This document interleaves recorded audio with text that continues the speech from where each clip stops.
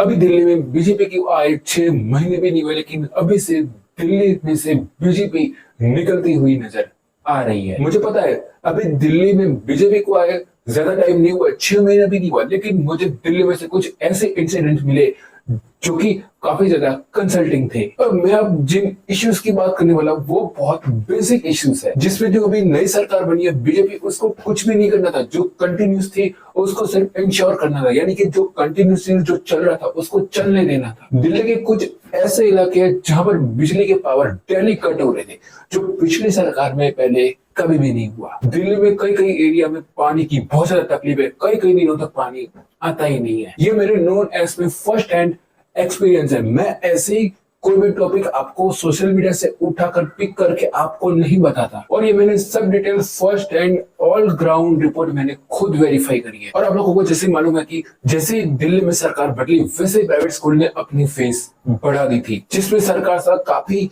Late सा response आता है। इट प्रॉब्लम को सॉल्व करने के बजाय सरकार खुद यहाँ पर फोटोग्राफी सेशन करती रहती है। इलेक्ट्रिसिटी के चार्जेस 7 से 10% तक बढ़ा दिए गए जैसे उनकी सरकार बनी बीजेपी की। दिल्ली में सारे के सारे पेट्रोल डीजल वाले व्हीकल पर बैन लगाने की बात तक करी जा रही है दिल्ली, जबकि हेल्थ केयर के नाम पर आरोग्य मंदिर खोले जा रहे हैं मोहल्ला सेवा को बंद करके, जो कि क्लिनिक सेम ही है, सिर्फ नाम बदला जाएगा इसका। क्या बीजेपी के पास क्या अच्छे लीडर्स नहीं है? क्या रेखा गुप्ता को सीएम बनाना क्या एक ब्लेंडर साबित होगा? आइए देखते हैं। मुझे पता है अब आप में से बहुत सारे लोग ये कहेंगे कि भाई अभी दिल्ली में बीजेपी को आए 100 दिन नहीं पूरे हुए, इतनी जल्दी सब चीजों को पास कर देना एक अच्छी बात नहीं है। और आप में से काफी सारे लोग ये भी कहेंगे कि अभी भी सरकार को थोड़ा और टाइम देना चाहिए। तो मैं जिन इश्यूज के बारे में बात करने वाला हूँ वो इश्यूज यहाँ पर दिल्ली की पब्लिक यहाँ पर डेली बेसिस पर इसको फेस करती है, और इनको यहाँ पर कुछ भी नहीं करना था। जो पहले चल रहा था वैसे का चलने देना था, ना कोई नया इंफ्रास्ट्रक्चर खड़ा करना था, ना कोई लॉ बनाना था, ना ही कुछ करना था। जो पहले चल रहा था वैसे का वैसा इनको सिर्फ कंटिन्यू रखना चाहिए। पर इन्हीं चीजों में ये लोग फेल होते हुए नजर आ। देखिए अभी आप देखिए गर्मी बहुत ज्यादा बढ़ गई है, टेम्परेचर अपने पीक पर पहुंच गया है, इसलिए सबको यहाँ पर 2 चीजें तो चाहिए ही चाहिए। पहला है 24 घंटा बिजली, और दूसरा है पीने का साफ पानी। देखो भैया पब्लिक को कोई फर्क नहीं पड़ता कि सरकार को आए हुए कितने दिन हुए, सरकार को आए हुए जितने भी दिन हुए वो पब्लिक तो इनको स्टार्टिंग से ही जज करना शुरू कर दी कि भाई देखो हमने तो ये सोचकर वोट दिया था कि दिल्ली की हालात सुधरेंगे, लेकिन इन्होंने तो हालत सब बदतर कर दिया पहले से भी। और इतनी गर्मी में यहाँ पर पावर कट वगैरह प्रॉब्लम आ रही है। और दिल्ली में मेरे काफी सारे जानने वाले रहते हैं, और उन्होंने मुझे खुद बताया कि डेली पावर कट होते रहते हैं दिल्ली में। जहां पहले कभी लाइट नहीं जाती थी वहां अब 1-1 घंटे का पावर कट स्टार्ट हो गया है। ऊपर से 7 से 10% तक बिजली का जो बिल का जो रेट होता है वो बढ़ा दिया है इन्होंने। और उन्होंने ऐसी चीज करके जले पे नमक छिड़कने वाला काम कर दिया है। दिल्ली के पावर मिनिस्टर आशीष सूद ने जैसे सरकार बनी वैसे ही जो वहां की जो बिजली बोर्ड है उनको यहाँ पर बिजली का जो रेट होता है उसको बढ़ाने के लिए ऑथोराइज कर दिया है। उन्होंने इसका रीजन ये बताया कि जो पिछली सरकार थी उस पर 27,000 करोड़ रुपए का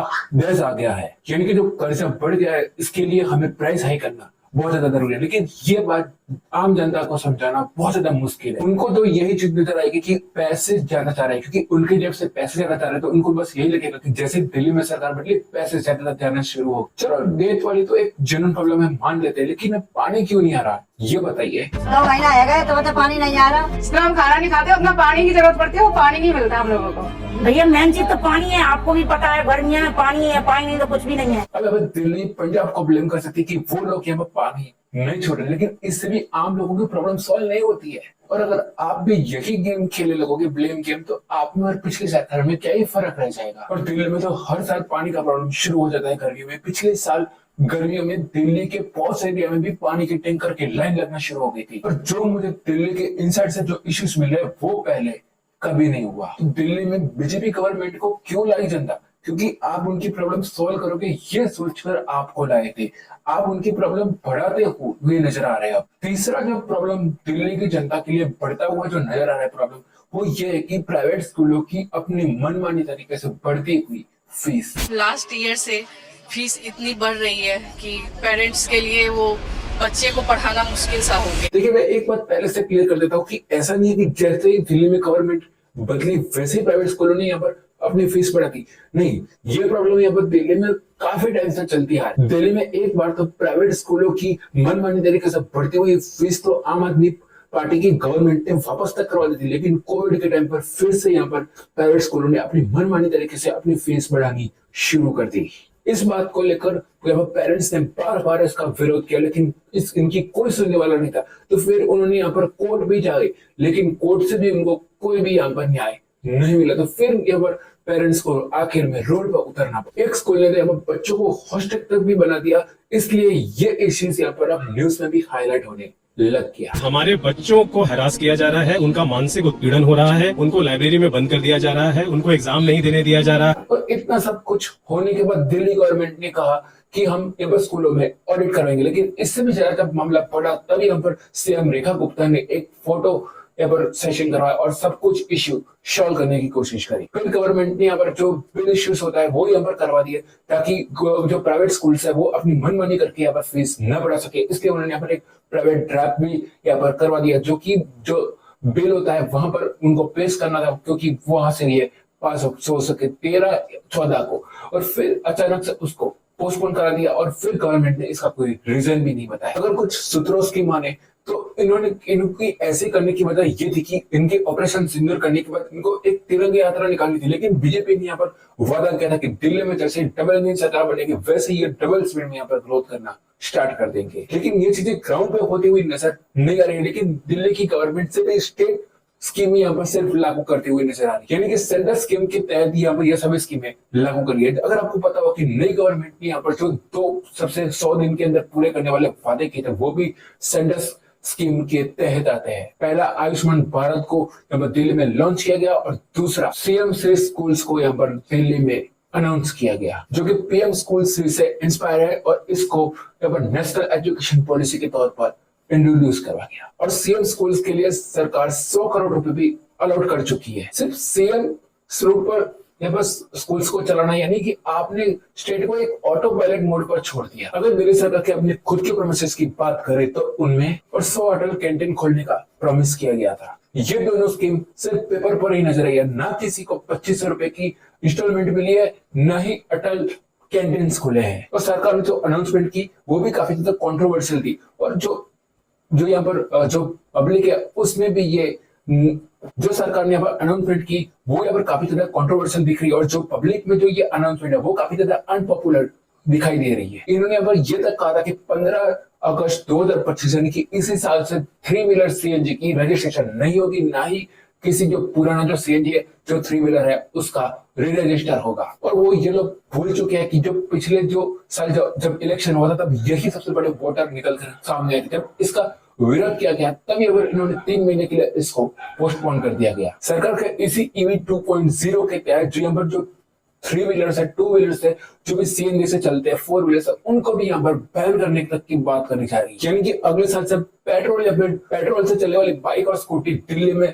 चलती हुई या फिर बिकती हुई नजर नहीं आएगी। ऐसे ही 4 व्हीलर में पेट्रोल और डीजल वाली कार पर बैन लगाने की बातें उठते रहती है, और ये बेकार जो निर्णय होगा वो साबित होगा, क्योंकि ये जो गाड़ियों के शौकीन है उनके लिए फैसला कैसा होगा ये सरकार ने अभी तक नहीं सोचा है कि जब ये लोग ईवी खरीदने जाएंगे तब उनको 2 से 3 गुना ज्यादा पैसे उनको देने पड़ेंगे, यानी कि खर्च करने पड़ेंगे। क्योंकि अब देखो, अब ईवी की प्राइस देखो और एक्टिवा बाइक की प्राइस देखो, यहाँ पर 2 से 3 गुना तक ज्यादा यहाँ पर प्राइस आपको देखने को मिलेगी। इसलिए लोग अभी से ही सोशल मीडिया पर इस पॉलिसी काफी ज्यादा क्रिटिसाइज करने लग चुके हैं। सरकार ने प्रॉमिस तो किया कि हम अगले कुछ सालों में यहाँ पर चार्जिंग स्टेशन या फिर ईवीज को यहाँ पर डेवलप करने के लिए कोशिश करेंगे, लेकिन और पेट्रोल डीजल वाली गाड़ियों पर बैन लगाने के बाद इसी साल से हो रही है। मान लीजिए आपने बैन लगा भी दिया तो क्या 1 साल के अंदर आप इतना बड़ा स्ट्रक्चर आप डेवलप कर पाएंगे? दिल्ली में इतना इंफ्रास्ट्रक्चर है क्योंकि जो ये लोग हैं वो इतनी अच्छी तरीके से ट्रांजिट कर पाए। सरकार तो ये फैसला करके पॉल्यूशन कम करना चाहिए, लेकिन ये बोल रहे हैं कि 25% ही व्हीकल यहाँ पर दिल्ली में प्रदूषित करते हैं। और उसमें जो ये कंपनियां के जो ओनर्स है उनका कितना नुकसान होगा ऑटो व्हीकल की, जो कि अपना जो खुद का जो फैक्ट्री वगैरह वो जो दिल्ली में लगाकर बैठे हैं। और दिल्ली में जो सेकंड हैंड मार्केट है जो कि सबसे बड़ी लार्जेस्ट मार्केट है उस पर कितना इफेक्ट पड़ेगा, मैं ये वाली वीडियो में बात ऑलरेडी मैं कर चुका। तो इस वीडियो का लिंक आपको डिस्क्रिप्शन में और आई बटन में और एंड स्क्रीन में मैं लगा दूंगा, तो आप वहां पे जाके देख लेना। वहां पर मैंने पूरी डिटेल में बात करी हुई है। और आपको दिल्ली में काफी सारी जगह गाय वगैरह आपको रास्ते पे खड़ी हुई, मेट्रो के नीचे काफी काफी सारी जगह आपको बीच रोड पे खड़ी हुई या फिर काफी सारी जगह आपको देखने को गाय मिल जाएगी। और इस पर भी कोई एक्शन करने की वजह सीएम रेखा गुप्ता सिर्फ फोटो ऑफ करती हुई नजर आती है। इससे लगता है कि दिल्ली की जो बीजेपी गवर्नमेंट है जो दिल्ली को मैनेज करने की जगह ऑप्टिक को मैनेज करती हुई नजर आ रही है। और बीजेपी तो पहले से ही आम आदमी पार्टी के मोहल्ला क्लिनिक का मजाक उड़ाते आ रही है कि इनको छोटे छोटे हेल्थ केयर मोहल्ला क्लिनिक खोलने की बजाय बड़े बड़े हॉस्पिटल खोलने की जरूरत है दिल्ली वालों को। भाई और बहनों, हमें ऐसा सरकार चाहिए जो सरकार दिल्ली में मोहल्ला क्लिनिक नहीं मल्टी स्पेशलिटी हॉस्पिटल बनाता है, सुपर स्पेशलिटी हॉस्पिटल बनाता है, मेडिकल कॉलेज बनाता है। लेकिन अब दिल्ली में बीजेपी खुद 70 आरोग्य मंदिर खोलने जा रही है और वो भी कोई नया नहीं, जो पुराने जो दिल्ली मोहल्ला क्लिनिक है उसको ही रिनोवेट करके वो फिर से नए आरोग्य मंदिर बना देंगे। और इनका जो बेसिक ऑब्जेक्ट है वो भी हमें बेसिक हेल्थ केयर को प्रोवाइड करना ही होगा। और बीजेपी गवर्नमेंट ने साफ साफ कहा है कि 31 मई 2025 से पहले 70 से ज्यादा यहाँ पर आरोग्य मंदिर खोले जाएंगे। लेकिन अभी कुछ ही सेंटर्स खुले हुए हैं क्योंकि 31 मई तो कब की निकल चुकी है। सेंट्रल दिल्ली में जो आरोग्य मंदिर खुला हुआ है वो पहले मोहल्ला क्लिनिक हुआ करता था, उसको सिर्फ रिनोवेट करके नया प्रिंट कर दिया गया, बस उसको यहाँ पर आरोग्य मंदिर बना दिया गया है। तो आपको भाई वही करना था, वही रिनोवेट करना था। उसके पुराने स्टाफ को तो नहीं निकालते, कम से कम 500 से ज्यादा डॉक्टर थे और 200 से ज्यादा यहाँ पर स्टाफ थे जिनको 1 साल के बाद नौकरी से निकाल दिया गया। देखो भाई ये मेरे हिसाब से काफी ज्यादा अननेसेसरी है क्योंकि जो पुराना स्टाफ था उसको तो आपको कम से कम निकालना चाहिए था नए स्टाफ के लिए। और रेखा गुप्ता ने खुद कहा था कि हम यहाँ पर इसके लिए जो पॉल्यूशन बढ़ रहा है दिल्ली में उसके लिए कुछ ना कुछ सॉल्यूशन ढूंढ रहे हैं। और उन्होंने यहाँ पर आईआईटी कानपुर से मिलकर पेडअप करके यहाँ पर एक आर्टिफिशियल ड्रिल भी करवाया था जो कि पॉल्यूशन को कम करने के लिए एक अच्छी डील है। और अगर आप यहाँ पर मेजर कॉन्ट्रीब्यूटर दिल्ली में पीएम देखोगे जो पॉल्यूशन का है तो वो यहाँ पर 2.5 लेवल्स का है जो कि 47% तक यहाँ पर व्हीकल से निकल कर आता है। और जिस तरीके से दिल्ली गवर्नमेंट प्राइवेट व्हीकल को टारगेट करके बैठी है वो तो मैं आपको पहले से एक्सप्लेन करके बैठा हूँ, लेकिन जो बाकी सोर्सेस है उसका दिल्ली में और भी तरीके से पॉल्यूशन बढ़ता है जो कि रोड डस्ट है जो कि PM10 से 42% और PM2.5 से 20% तक रोड डस्ट से यहाँ पर पॉल्यूशन बढ़। इसके अलावा कंस्ट्रक्शन एक्टिविटी और यहाँ पर इंडस्ट्रियल जो एक्टिविटी है वो भी बहुत बड़ा यहाँ पर हाथ रखता है। इन सबसे कैसे अच्छी तरीके से डील करके यहाँ पे पॉल्यूशन को कम करेंगे इसका प्लान, अच्छा प्लान सरकार के पास मौजूद ही नहीं। हाँ, मैं ये जरूर कहूंगा कि दिल्ली में ऐसे काम भी हुए जिसके विजिबल यहाँ पर इंप्रूवमेंट भी है, जिसके क्रेडिट सरकार को दे भी सकते हैं। दिल्ली गवर्नमेंट अच्छा काम भी कर रही है, यमुना को साफ करने के लिए काफी ज्यादा अच्छे ठोस कदम भी उठा रही है। यमुना दिल्ली के बीजेपी का कैंपेन और सबसे बड़ा मेजर इश्यू था। अगर बीजेपी इसको साफ करने में सक्सेसफुल रहती तो दिल्ली वालों के लिए और बीजेपी के लिए दोनों के लिए विन विन साइड्स होगा। और दिल्ली में इसके अलावा इलीगल जो इंक्रीमेंट है यानी कि जो इलीगल जो प्रॉपर्टीज है उसको हटाने के लिए बहुत तेजी से काम चल रहा है। और यहाँ पर दिल्ली गवर्नमेंट ने 100 से ज्यादा ऐसे रोड यहाँ पर आइडेंटिफाई किया जहां पर रोड पर दुकानें लगी हुई है जो कि इलीगल है। कुछ रोड्स ऐसे जहां पर इलीगल कार पार्किंग है, कुछ ऐसे गर्ल्स है, दुकान वाले हैं जिन्होंने यहाँ पर रोड पर कब्जा करके रखा है, जिसकी वजह से पब्लिक स्पेस कम होता है और ट्रैफिक की समस्या बढ़ जाती है। फुटपाथ पर जगह नहीं होती इसलिए लोग रोड पर चलते हैं और इसकी वजह से एक्सीडेंट के केसेस भी ज्यादा होते हैं। इसके अलावा दिल्ली गवर्नमेंट जो इलीगल जो एडवर्टाइजमेंट है उसको भी हटाने के लिए बहुत ज्यादा क्रिटिसाइज कर रही है, यानी कि कोशिश कर रही है। जो यही कहीं पोस्टर लगे होते हैं मेट्रो पिलर पे, जहाँ कई बड़ी टाइप लगे हुए पोस्टर वो काफी ज्यादा बिगाड़ देते हैं, जो माहौल होता है उसको बिगाड़ देते हैं, जो अच्छा नहीं लगता है। वो सरकार बहुत सही कर रही है। देखिए आप सभी को पता है कि अभी मानसून का वेदर स्टार्ट हो गया था, वेदर ब्लॉगिंग भी यहाँ पर दिल्ली में बहुत बड़ा एक मेजर इश्यू है। अब देखिए इसको लेकर सरकार की क्या प्लानिंग है वो अब देखना होगा, क्योंकि पिछली साल जब मई में बारिश हुई थी तब यहाँ पर दिल्ली में बहुत ज्यादा पानी भर गया था। देखिए मेरे हिसाब से बीजेपी को दिल्ली में और भी ज्यादा इंप्रूवमेंट करना चाहिए, अपने काम में थोड़ा सा सुधार करना चाहिए और थोड़ा और अच्छे से काम करना चाहिए। और बीजेपी पहले से ही आम आदमी पार्टी को उनके काम को लेकर काफी ज्यादा मजाक उड़ाते हुए नजर आई है। आम आदमी पार्टी के लोग कुछ भी अगर इवेंट वगैरह करते थे उनकी सरकार के कुछ दिन या फिर कुछ साल पूरे होने पर, तो वो उनको पता था कि पैसा बिगाड़ रहे हो, पैसा खर्च कर रहे हो, फिजूल खर्ची कर रहे हो, लेकिन उन्होंने खुद 100 दिन पूरा होते ही बड़ा सा इवेंट यहाँ पर ऑर्गेनाइज किया था। देखिए इतना सब करने के बाद आपके पास सिर्फ दिखाने के लिए, सिर्फ बोलने के लिए स्कीम है, तो आपको ये सब करने की कोई भी जरूरत नहीं। और यहाँ पर भी यहाँ पर आम आदमी पार्टी तो कहीं दिखाई नहीं देती है रोड पर, सिर्फ केजरीवाल जी ट्विटर पर कुछ ट्वीट करते हैं फिर शांत हो जाते हैं। अब देखिए, मुझे लगता है कि अब आम आदमी पार्टी पूरी तरीके से ऑपोजिशन में, और अब उनको अपना रोल बहुत बखूबी से निभाना चाहिए। बाकी आप लोगों का क्या ओपिनियन है मुझे कमेंट करके जरूर बताएं। मैंने अपना ओपिनियन दिया, आपका क्या ओपिनियन है मुझे कमेंट करके जरूर बताएं। चैनल पर नए तो चैनल को सब्सक्राइब जरूर कर दें। वीडियो को अभी तक आपने लाइक नहीं किया तो लाइक जरूर कर देना, और ये वाली वीडियो देखना ना भूलेगा। मैं आपको मिलता हूँ नेक्स्ट वीडियो के साथ, तब तक के लिए जय हिंद।